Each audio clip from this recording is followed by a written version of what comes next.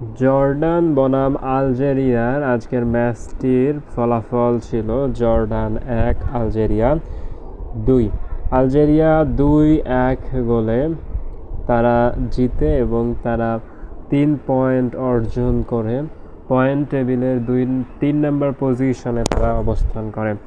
So প্রথমার্ধের খেলা যদি আমরা দেখি, জর্ডান তারা একটি গোল করে 36 মিনিটের মাথায় তারা ফুল লিড নেয়। প্রথমার্ধে জর্ডান তারা সম্পূর্ণরূপে লিড নেয় এবং তারা তাদের প্রথম গোলটি করে 36 মিনিটের মাথায়। এরপর আলজেরিয়ার একটি প্লেয়ার 44 মিনিটের মাথায় একটি ফাউল করেন এবং তিনি একটা হলুদ কার্ড পান। এরপরে প্রথমার্ধ শেষ হয় 1-0-তে পিছিয়ে থাকে আলজেরিয়া।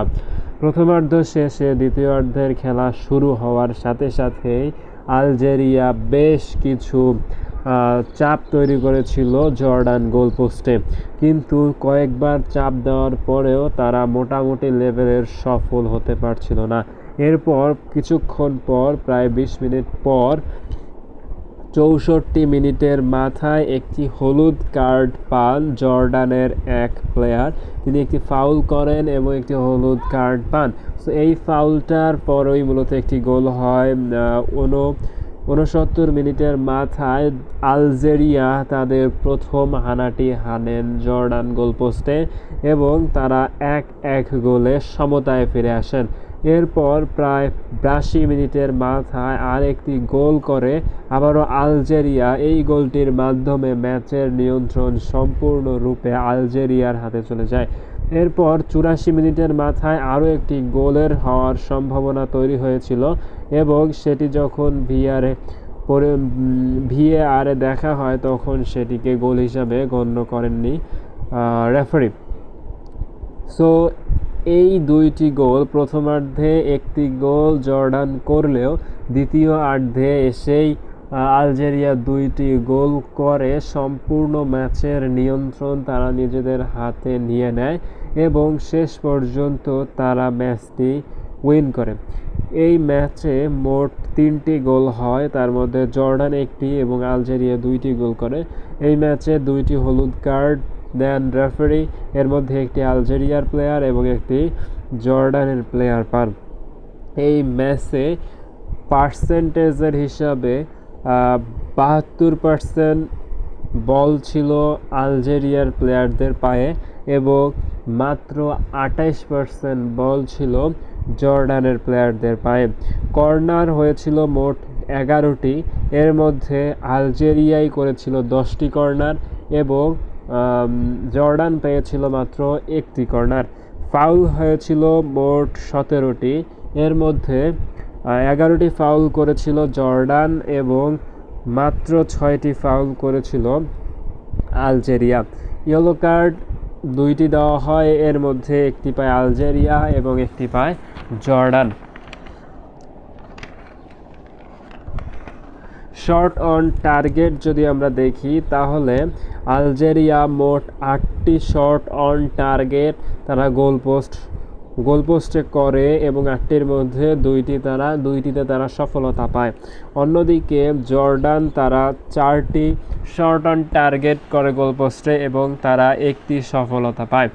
এরপরে জর্ডান থ্রু পেয়েছিল মোট 28টি, অন্যদিকে আলজেরিয়া থ্রু পেয়েছিল মোট 23টি। সব মিলিয়ে ম্যাচের ফলাফল 2-1-এ এগিয়ে থাকে আলজেরিয়া। ম্যাচের প্রথমার্ধে লিড করতে থাকা জর্ডানকে দ্বিতীয়ার্ধে যেন কোনো পাত্তাই দিল না আলজেরিয়া। তারা পরপর 2টি গোল করে দ্বিতীয়ার্ধে তারা পরপর 2টি গোল করে নিজেদের সফলতা অর্জন করতে পেরেছিল। সো এই ম্যাচ শেষে গ্রুপ জে এ আর্জেন্টিনার গ্রুপ জে, এই গ্রুপে লিড করতে থাকে আর্জেন্টিনা। গত ম্যাচে অস্ট্রিয়াকে 2-0-তে হারিয়ে তারা পূর্ণ 6 পয়েন্ট অর্জন করে।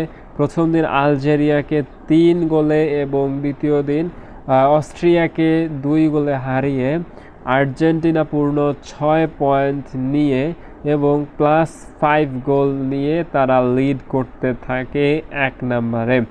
এরপর 2 নম্বর অবস্থানে আছে অস্ট্রিয়া, যারা মূলত একটি ম্যাচ জর্ডানের সাথে উইন করেছিল।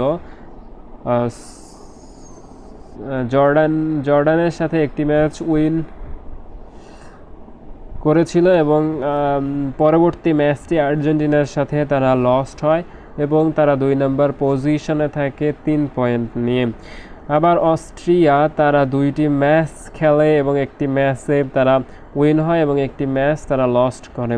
সো তারাও 3 পয়েন্ট নিয়ে লিড করতে থাকে। বাট আলজেরিয়ার -2টি গোল থাকলেও অস্ট্রিয়ার কোনো মাইনাস গোল নেই। এ কারণেই হচ্ছে অস্ট্রিয়া তারা 2 নম্বর পজিশনে থাকে এবং আলজেরিয়া তারা 3 নম্বর পজিশনে থাকে এবং 2টি ম্যাচের কোনোটিতে না জিতে 0 পয়েন্ট নিয়ে এবারের বিশ্বকাপ হয়তো এখান থেকেই শেষ করতে হবে জর্ডানকে।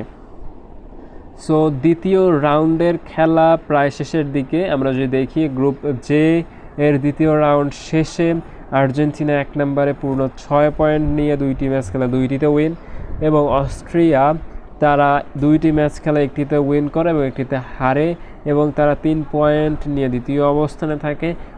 আলজেরিয়া তারাও 2টি ম্যাচ খেলে এবং একটি ম্যাচ উইন করে এবং একটি ম্যাচে লস্ট করে, তারা 3 পয়েন্ট নিয়ে তারা 3 নম্বর অবস্থানে থাকে এবং সর্বশেষ জর্ডান তারা 2 ম্যাচ খেলে একটি ম্যাচ উইন করতে পারে না এবং তারা 0 পয়েন্ট নিয়ে সবার শেষে থাকে এবং হয়তো এবারে বিশ্বকাপ তাদেরকে গ্রুপ পর্ব থেকেই শেষ করতে হবে। সো এই ছিল আজকের ভিডিও। আজকের ভিডিওটি যদি ভালো লেগে থাকে অবশ্যই চ্যানেলটি সাবস্ক্রাইব করে পাশে থাকবেন এবং এরকম তথ্যমূলক সকল খেলার সকল আপডেট পেতে আমাদের চ্যানেলটি সাবস্ক্রাইব করে পাশে থাকবেন এবং এই ভিডিওটি দেখে লাইক করে সুন্দর আপনার মতামতটি জানিয়ে অবশ্যই আমাদেরকে উৎসাহিত করবেন। ভালো থাকবেন সবাই, দেখা হবে নেক্সট কোনো ভিডিওতে। আসসালামু আলাইকুম ওয়া রাহমাতুল্লাহ।